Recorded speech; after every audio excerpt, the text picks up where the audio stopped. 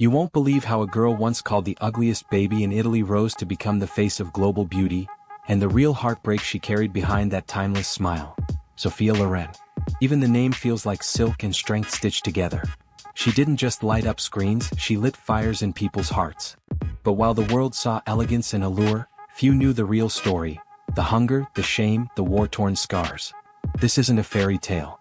It's the survival story of a girl who clawed her way out of poverty, endured brutal judgment, and turned pain into power.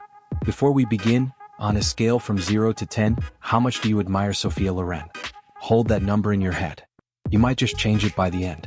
She was born Sophia Villani Ciccolone in 1934, in a Roman charity clinic for unwed mothers. Her entrance into the world? Accompanied not by lullabies but by her mother's tears.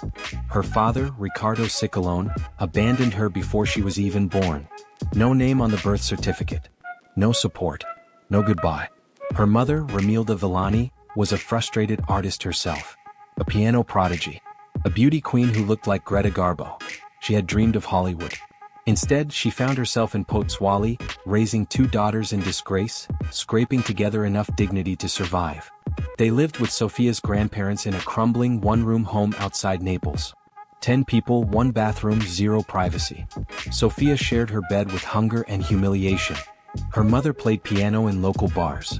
Her grandmother sold homemade cherry liquor from their front room. Sophia, not even a teenager, was washing dishes, waiting tables, and putting on a forced smile for foreign soldiers. She wasn't pretending to be cheerful, she was pretending to exist. Food was a fantasy. There were days when a boiled potato was the only meal for 4 people. Weeks when all they had was stale bread softened in water. And in one haunting moment, Sophia's mother scooped radiator water from an abandoned car to keep her daughters from dying of thirst. That's not just poverty. That's survival on the edge of collapse. And then came the war. World War II turned Naples into a war zone. Bombs fell like rain. Sirens howled. Sophia remembers seeing a piece of chocolate dropped by an American soldier. She didn't know what it was, she'd never tasted anything sweet. That bite? It was a glimpse of another world. But that world disappeared as fast as it came. Shrapnel from a nearby explosion tore into her chin, leaving a scar she'd spend a lifetime covering. School didn't offer safety either. Kids mocked her relentlessly. Toothpick, they'd sneer. Stick girl. Her classmates said she looked like a walking skeleton. Her own wet nurse once whispered she was the ugliest baby she'd ever seen. Imagine hearing that about yourself. As a child. But somehow, she didn't break. At 14, her body began to shift. Curves bloomed. Her face sharpened. And suddenly, people weren't mocking, they were staring. Beauty pageants became her escape route. She entered them wearing homemade dresses stitched from curtains. She didn't care about crowns. She was chasing a future. That's when Carlo Ponti entered the picture. He was a big-time producer, 37 years old. She was 16. Their connection was instant, controversial, complicated, and very, very real. He saw more than just her beauty, he saw her soul, raw and brimming with resilience. He helped her transform into Sophia Loren, a name inspired by the Swedish actress Marta Torén. He mentored her, guided her, and yes, eventually fell deeply in love with her. But in 1950s Italy, divorce was illegal. Ponti was still married. Their love was both a lifeline and a legal nightmare. They secretly married in Mexico in 1957. When the Italian authorities found out, they charged Carlo with bigamy, forcing them both into exile. The press painted her as a homewrecker. Sophia was barely 23. Still, she stayed strong. She kept acting. And she kept rising.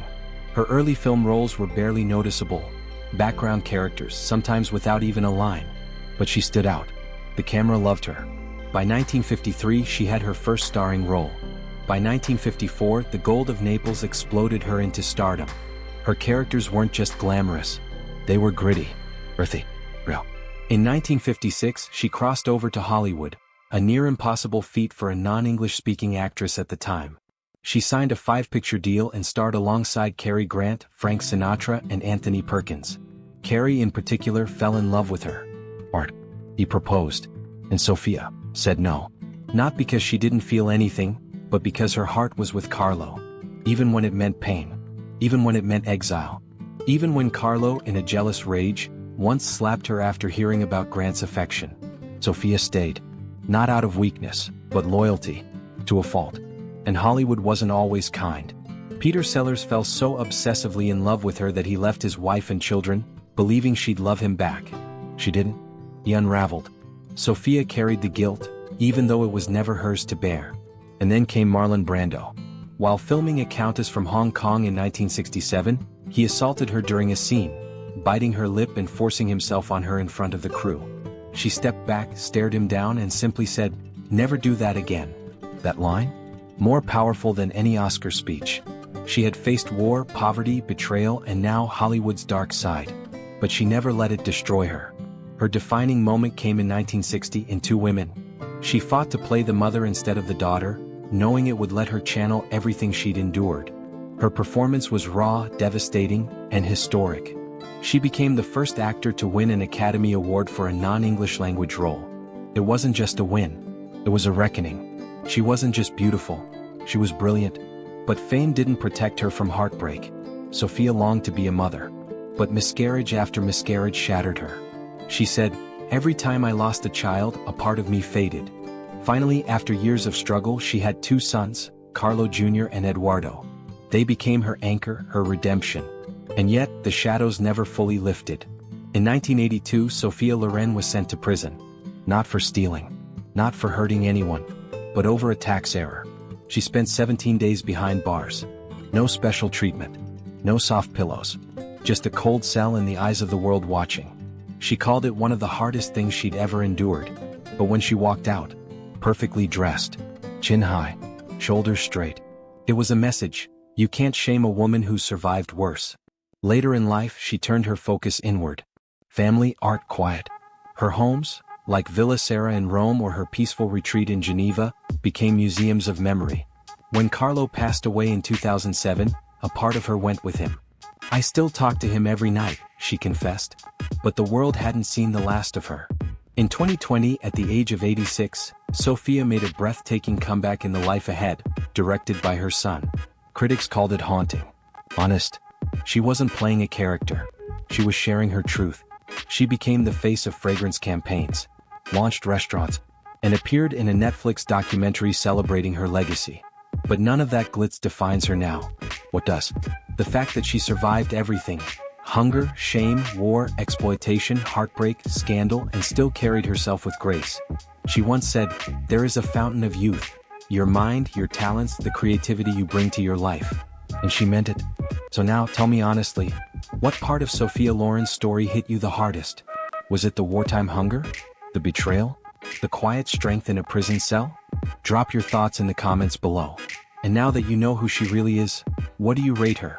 0 to 10? Or maybe infinity? If this story moved you, do one thing: like, share, and hit subscribe. Because stories like Sophia's aren't just about fame. They're about fire. They're meant to be remembered, passed on, and told again. Sophia Loren didn't just make movies.